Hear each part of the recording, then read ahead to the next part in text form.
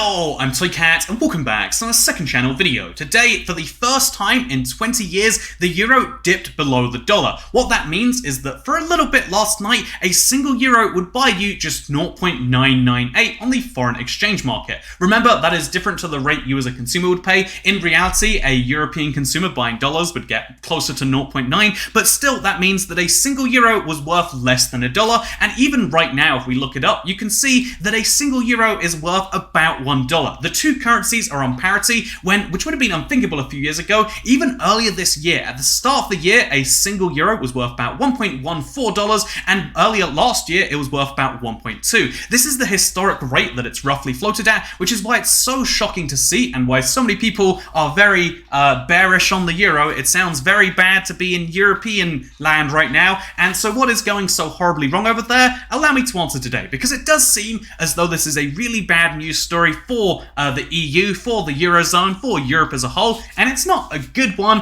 but it is a bit more complex because obviously what is happening right now is the dollar is going up quite a lot and the euro is having some issues. Most of those issues are related to basically combating inflation in the zone. I mean, they are finally planning to raise interest rates for the first time in 11 years. In case you're curious, the US has been doing so recently too. Here's what this is a terrible low resolution map. You know, this is a bad video, so with echoey audio, so you can deal with a bad map. As you can see, the interest rate in the US has gone up quite a bit. Look at this dramatic rise right here that is hidden by my camera. There we go. Look at that dramatic rise right there. And you can see that, like, okay, looking at this map, historically, interest rates aren't that high, but for the last decade or so, this is quite a high point for the US to be. They're getting up to 1%, and they're trying to go even higher than that. What is Europe going to? I mean, they're gonna increase their interest rate by 0.25%. They must be going so high if they've got to compete with the US and they've got to combat all this inflation that's happening. And the answer is to the interest rate that Europe is trying so hard to rise to get 0.25% up is they're going from 0.50%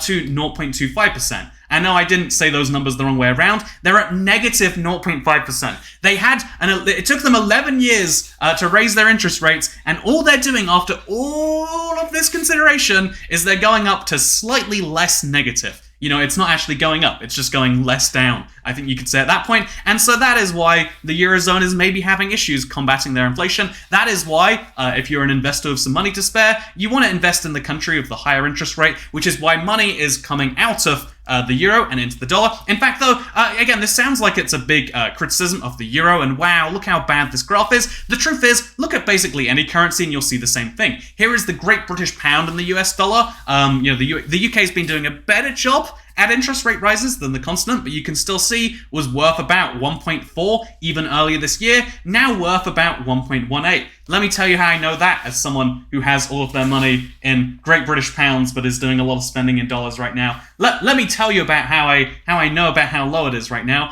But you can see if you look a little closer here, that okay, so looking at the New Zealand dollar exchange rate, well, outside of Europe, it's not just EU and associated countries doing bad. New Zealand has gone from having their currency be worth 0.7 US dollars to being worth about 0.6. Wow, that is almost the 20% decline as well. Currencies across the world, you can pick any.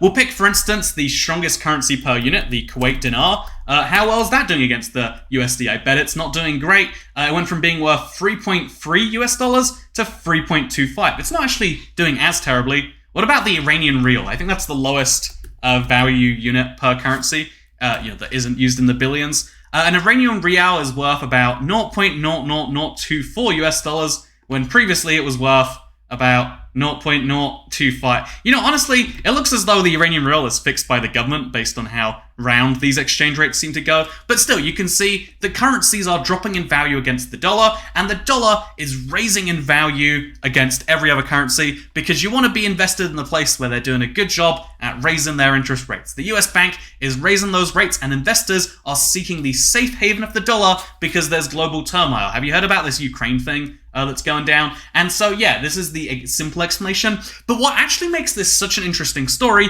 is the US dollar doing well is only relative to other currencies. I mean, again, the US dollar is up 20% against even entirely unrelated economies like New Zealand, right? Like, the fact that the US is, the US dollar is 20% up against those seems pretty concerning on the surface when you look more into the dollar. So here is the interest rates around the world. As you can see, I was shocked to learn, here's a fun map. The interest rate here's the map of inflation around the world.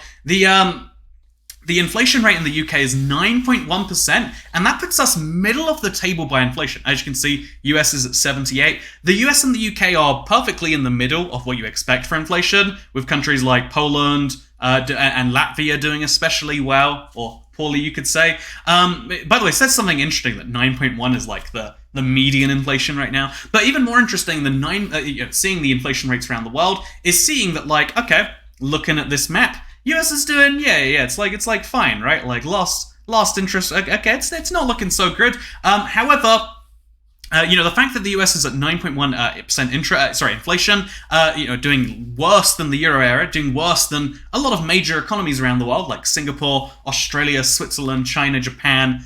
Japan's been struggling with deflation for so long, so I think they're pleased to see some global inflation helping them out. But you can see that, like, okay, yeah, the world, the US is not doing well by any measure. If you look at the interest rate, that is the only thing driving it. Like, yeah, the US is at 1.75. I guess this was an outdated map. June 22. Have things changed that much? Oh, it went up by plus 0.75. I'm an idiot. It's at 1. So Europe is over there struggling with their raise up to minus 0.25, and America's over there at 1.75, which, should tell you a lot about the comparative rates right there. You can see that, yeah, most of the world is having issues raising their interest rates, because interest rates then impact the consumer. Those consumers are going to have more expensive debt, which will be harder to service, which during a cost of living crisis, as you're seeing especially in Europe, is a big pill to swallow. During a time of government debt rising so much, it's a hard pill to swallow. A lot of the world is struggling with this, this issue of inflation be really high, but the fix for inflation be really politically unpopular too. Politically unpopular problem, politically unpopular solution. What do? Most countries are deciding, oh gosh, what if we do? What if we do like very little for a very long time? And so the really depressing thing to look at here is to see, because if you want to look at something interesting, can we find it here? Let's see if we can. M1 money supply. I had it loaded up, but I closed it just before this video because I'm very professional and I know what I'm doing here. If you look at the M1 money supply in the US, M1 is a really complex term to just say all the money that exists, whether it be cash or in someone's debit, credit, check, money that can be spent or exists in the system somewhere. So you can see that, like, for most of the last 10 years, it's pretty consistent. It's going up because there's more people, there's more economic activity, and then something happened where the money supply just about tripled. You could say quadrupled if you count the last 2 years as a whole, but it went up a lot, right? And so the monetary supply of the US dollar has significantly increased. I mean, is that the full thing to blame for the inflation? It's easy to say so because, of course, more money means less value. There's a lot of supply-side inflation too, but this is obviously a big contributor or part or factor, perhaps we should say. And so as a result, yeah, the US dollar is doing terribly. The thing that you traditionally use to show that is this graph. It is the price of gold per ounce in dollars. And because gold is meant to be a roughly fixed value, when gold goes up when priced in, say, dollars, it means the dollar is actually going down. Right now, even though the New Zealand dollar is going up it's going down relative to the US dollar, and so the US dollar is going up relative to the New Zealand dollar, it doesn't actually prove too much because they can both be going down at different rates. If you get what I'm saying, if an Apple is worth $3 and an Apple computer is worth $3,000, and now an Apple computer is worth $2,000 and an Apple is worth $1, it looks like relative to each other, the computer's gotten more expensive, but they both come down in price. And so that's basically what happens with all currencies all the time. They're always printing more of them. They're always, trying to get more people to spend to make economic growth. And so this is meant to be the graph that shows, like, wow, look how much currency is going down in value. Obviously, you have to be a pretty monetarist economic. You have to believe in, like, some amount of, like, gold standard in Austrian economics or whatever to really buy this map. But I think what might be more interesting, and it's a little bit mercantilist to be like, yes, there is only a fixed amount of value in the world, and you've got to extract it as much as you can. If you're curious, mercantilism was the theory that was pretty common until the 19th century, where the only way you could have wealth was to have gold and silver, and you had to obtain them via trade, and the only way to be favorable was to export more than you imported. Playing the China game, I guess we could say. Every country was trying to do it at the same time, which is why we were so non-trade friendly and, tariff heavy, etc. during those times. And so, that's not the system that's used too much today. So this graph just kind of shows that gold has stopped being the barometer for currency, and so maybe this is a valid way to say things. But maybe if you, instead of looking at this, you look at the FTSE 100 or what's the American one? The NASDAQ 500, right? If you look at the group of the most valuable companies in the land, maybe that's a better view to see what money is really worth. Because the truth is, money is a made-up concept, right? Have you seen the euro? Have you seen how made up the 500 euro note looks? Even Europeans look at that and they go, are we sure? Is this... I'm not going to accept this. I can't imagine there are many stores that would be too hyped to give you change for 500. The truth is that money is all made up, and it is all concepts, and it is all of arbitrary value relative to each other. And so, what does this really mean? It just means that all currencies are going pretty bad, but the dollar is doing especially well when compared... It's not actually doing well, it's doing awful when it's inflating at 9% a year, which would only not... if this would be bad if it weren't for the fact that countries were going up at 52%. Argentina is the third highest... this is interest rate. First of all, Argentina's interest rate is 52%. Who has a higher interest rate than 52? I need to know. Where are we get it? 25% interest rate in Ukraine? You should, I'm just saying, Yemen? Okay, so I think I see the common trend amongst countries that have high interest rates, trying to attract the investors in. I don't know if I'm too attracted by Venezuela's 56.18 interest rate, but I'm especially not interested by the zero interest rate that most of Europe has. And ultimately, something I've seen a lot of comments about, actually, because I posted, here's some exciting news. Europe, the Eurozone is expanding to include Croatia. Look, here's a Croatian man with a European binder. That's how you show currency is happening these days. I got a lot of comments. In fact, if we look right now, you can see the top comments are basically saying, what a bad day. Well, this is one saying, wow, the dollar's strong against the euro. But this is, you see a lot of people saying stuff like, actually, well, it's changed since I last read it. That's nice. But it was like, oh, this is, I saw a lot of comments being like, this is the worst decision to make. I like this comment. Time to collect kunas so I can flex them in the next 70 years. If you want to get your hands on a currency that won't make sense in 10, 15, 20 years, because people will be confused about it, get your hands on some Croatian kunas, because they're being replaced by the euro at 7.53450, which, by the way, that isn't to say, again, this is the whole point about exchange rates. It's all just relative to each other. Money is all fake and made up and blah, blah, blah. And 7.53 Croatian kuna doesn't mean Croatia's 7.5 times worse than Europe. It just means the currencies work out that way. If you look at this lovely, if you look at this lovely map of GDP in China, the US, and the EU, but then if you compare this map to say, what is the Chinese CNY USD? I'm guessing it's not 1-to-1, right? In fact, one Chinese yuan is only worth $0.15, but does that mean their economy is not doing well?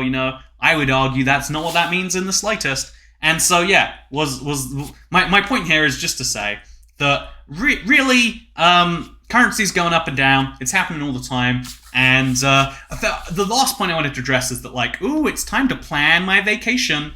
Honestly, not even that smart of an idea. Because, I think there are better times and worse times to travel places. Obviously, if we look at GBP, Canadian dollar, it's probably a bad time for me to travel to Canada or to Denmark. Actually, it's probably a good time for me to travel to Denmark, right? Yeah, look at that. I should go to Denmark or should go to... I bet it's a bad time to go to, say, Kuwait, though. Kuwait dinar.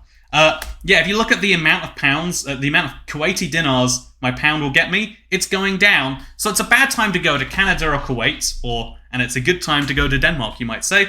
But in reality, even huge fluctuations like we're seeing around the world aren't that huge. If I'm buying a Starbucks drink that costs probably like 2 Kuwaiti dinars, right? Is it that big of a deal that it's costing me, an extra 40p? Travel and holidays are like the biggest expenditure you have. 5 or 10% probably isn't going to make the big difference. The only time it really starts to make the big difference is if you're like Venezuela. Venezuela sees assets Coca-Cola. You can see a video that I was looking into. Venezuelan currency to GBP. I can get myself so many Venezuelan bolivars, sorry. But I mean, like, is it a good time to go to Venezuela? That's the question for all of you to answer. And I guess I'll go there if the answer is yes. Obviously, if I'm going to go to Venezuela, going to need your money via the shameless beg. Apparently, you can get an 11% saving on a Patreon. I don't understand what sense that makes. Like, surely if you get an 11% saving, then you're just giving 11% less. But either way, you can do it. Patreon, it's a website where creators shamelessly ask for money, and they say it's about video quality. But you can see, there's no video quality here. This is a laptop with a webcam that I bought in 2017. I bought a nicer webcam, but it hasn't arrived yet. And it's my birthday, so buy me a lobster roll. Also, if you're American, or if you live anywhere around the world, tell me if this is weird, because I feel like this is. So this is my bedroom. Do you like it? Do you like my audio quality from over here? Hope you do. So this is my bathroom, right? Okay, wow, it's a bathroom. Is this normal to have on the other side of this a closet? There's a door at the back of my bathroom, and it's this bit, like it's a room. If this was London, you'd be sleeping in here, but like there's like a full-on bedroom-sized thing that you store clothes in back there. Can you even see it? Should I expand this so you can see that maybe better? Here you go. There you go. Go look at... Did the door shut itself? All the way back I must go. As you can see... Wow, what's that? Is there a whole closet chilling back there? Maybe you can't see it. Honestly, hope you all enjoyed this video. I'm gonna go out and get some free drinks. Enjoy what is apparently the best time of the year. I think my webcam box was too small or too big. I've got like a proper setup stuff arriving soon. I'm also heading back to the UK soon, so maybe that's silly. But thank you for watching. Sorry about this, because I'll see you in a couple of days for the next video. I hope. Goodbye. Just kidding. Second channel. Don't care. Have you ever tried this LaCroix stuff, by the way? They always say they have a flavor, but they taste like nothing. It says naturally essenced. What that means is they put one little drop of flavoring in there, and they're like, yeah, this is good. We're good to go now. We're not good to go. This is LaCroix. Very disappointed with you. As almost as disappointed as I am with people who don't buy me a kebab. Okay, second channel. Don't care. Goodbye.